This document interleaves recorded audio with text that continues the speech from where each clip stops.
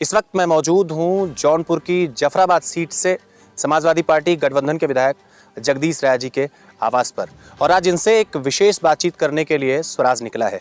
Budget भी आया है, हिंडनबर्ग्स ने जो रिपोर्ट निकाली, अडानी के शेयर गिरे हैं, रामचरितमानस पर जबरदस्त तरीके से विवाद चल रहा है, राहुल गांधी की भारत जोड़ो यात्रा मुकम्मल हो चुकी है। सबसे पहले मंत्री जी, स्वागत करते समय एक सवाल के साथ आपसे जरा शुरुआत करते हैं। आजकल हमारा धार्मिक ग्रंथ रामचरितमानस, इसको लेकर के लगातार विवाद पनप रहा है। बीते दिनों बिहार के शिक्षा मंत्री जी ने इस पर विवादित टिप्पणी की, उसके बाद अभी समाजवादी पार्टी के स्वामी प्रसाद मौर्य ने विवादित टिप्पणी की। क्या आपको लगता है कि इन धार्मिक ग्रंथों पर इस तरीके से कटाक्ष किया जाना चाहिए या इसकी इस तरीके से आलोचना की जानी चाहिए? आज के परिवेश में आप इसकी प्रासंगिकता को किस तरीके से देखते हैं? इसको समझाने के लिए अतीत में जाना पड़ेगा आपको। ये जो ग्रंथ लिखे गए हैं, धार्मिक ग्रंथ, जैसे रामचरितमानस की बात किया जाए, वो मुगल काल में लिखा गया, तुलसीदास जी ने लिखा इसको। उस समय समाज में इतना विभेद, इतना ऊंच नीच, इतना वो सब बवाल था। उसको समझाने बुझाने के लिए उस समय दो संत पैदा हुए इस धरती पर उत्तर प्रदेश के, संत कीनाराम जी और तुलसीदास जी। कीनाराम जी ने सब समाज समरसता का सब कि वो ये सबको सम्मान, वो दलितों के यहाँ खाना और सब नीच जातियों के उठना बैठना, उन्होंने एक संदेश दिया कि सब चीज़ें ख़त्म होनी चाहिए। तुलसीदास जी ने राम का चरित्र लिख के राम के बारे में लोगों को सरल भाषा में बताने का काम किया। जहाँ तक विवादित चौपाई की बात है, इस चौपाई का अर्थ समझने के लिए तुलसीदास जी के मूल प्रति को लोगों को पढ़ना पड़ेगा, अगर कहीं मिल जाए। इसका अर्थ जो है अनर्थ रूप में बताया गया समाज को। समाज के लोग वही जानते हैं जो कम पढ़े लिखे थे, विद्वान नहीं थे, वो अपने को ब्राह्मण कहते थे। उन लोगों ने गलत ढंग से समाज में इसका इंटरप्रिटेशन किया, इसकी व्याख्या किया, जिससे कि आज ये सब भ्रांतियाँ उभरी हैं। सही अर्थ उसका जो है वो बताने का आज भी लोग प्रयास रहे हैं। जब ये मैटर उभरा है, चाहे स्वामी प्रसाद मौर्य उभारे हों, ये तो बहुत दिन से चल रहा है, बहुत बार उछल चुका है, नया नहीं है। वो विवादित अंश जो लोग मान रहे हैं, उसका सही अर्थ बताने के लिए हमारे धर्म गुरु, बड़े बड़े महंत, बड़े बड़े विद्वान क्यों नहीं आगे आ रहे हैं? जहाँ तक मेरा जानना और मानना है, उसका अर्थ ये है कि ताड़ना माने एक्स्ट्रा केयर। बजट आया है इस बार और देश के फाइनेंस मिनिस्टर निर्मला सीतारमण ने बड़ा स्पष्ट और बड़ा बेबाक कहा है कि इस बार का बजट गरीबों के लिए है, इस बार का बजट मध्यम वर्ग के लिए है, इस बार का बजट विद्यार्थियों के लिए है और तमाम समाज के तबके के लिए इस बार का बजट हमने हिंदुस्तान को सुपुर्द कर दिया है। जो है कि बतौर विधायक आपसे ज़रा ये जानना चाहेंगे कि इस बजट को आप किस तरीके से देखते हैं? वास्तव में बजट कैसा होना चाहिए और इस बार का कैसा है?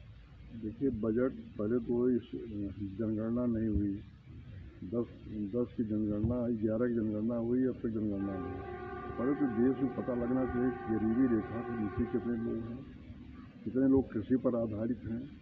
अब तक का जो इश्यू हो रहा है कि 70% आबादी कृषि पर आधारित है। तो बजट जो भी बनना चाहिए, गांव गरीब किसान के लिए होना चाहिए, नौजवान के लिए होना चाहिए।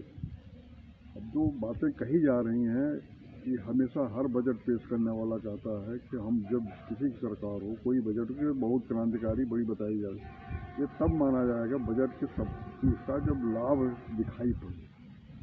तो अब तक जो दिखाई पड़ा है, इस बजट से कोई अपेक्षा तो नहीं की जा सकती। पूर्व के जो बजट हुए हैं उससे कोई आमदनी बढ़ी नहीं, किसानों की परेशानियां बढ़ती जा रही हैं।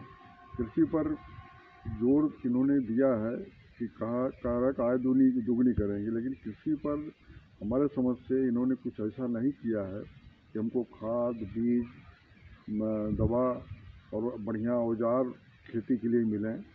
और खेती के वो जो MSP की बात हुई थी, उन्होंने इस पर कोई कुछ कहा नहीं। तो जब तक समर्थन मूल्य नहीं होगा, बाजार के ऊपर छोड़ देंगे तो हमेशा किसान परेशान रहेगा, हमको सही दाम नहीं मिलेगा। तो इस बजट का मैं जब तक किसानों के हित में नहीं होगा तो मैं इस बजट को स्वागत करने में अपने को असमर्थ पा रहा हूँ। एक चीज़ और आप जरा मंत्री जी जरा जानना चाहेंगे आपसे, बहुत सरल और बड़ा सहज शब्दों में, 2024 में लोकसभा के आम चुनाव होने वाले हैं।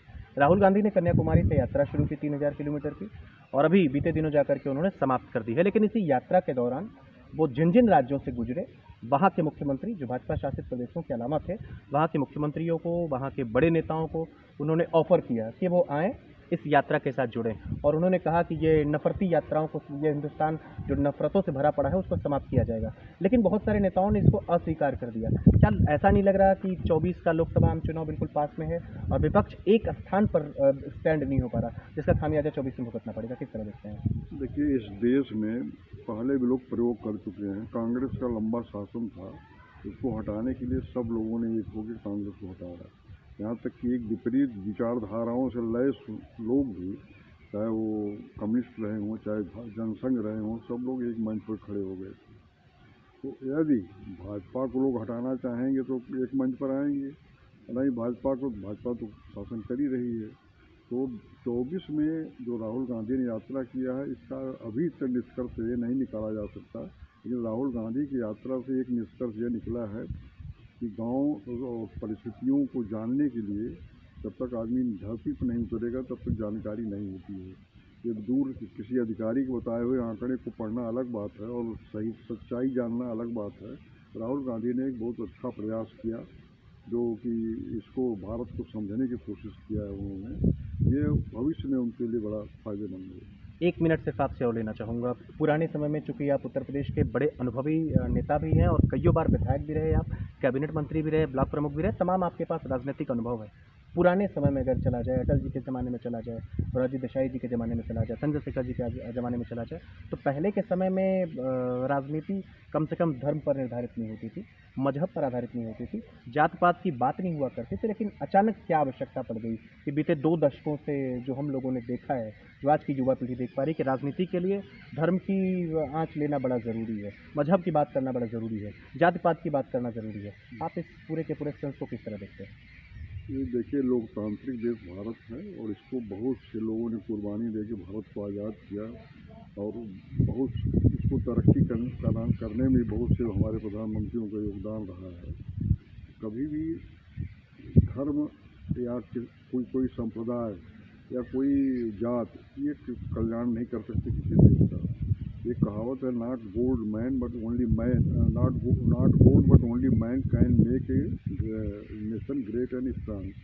तो आदमी ही बना सकता है। तो हम आम आदमी को जब तक मजबूत नहीं करेंगे, निचले तबके तक हम मजबूत नहीं करेंगे, तो देश कभी मजबूत नहीं।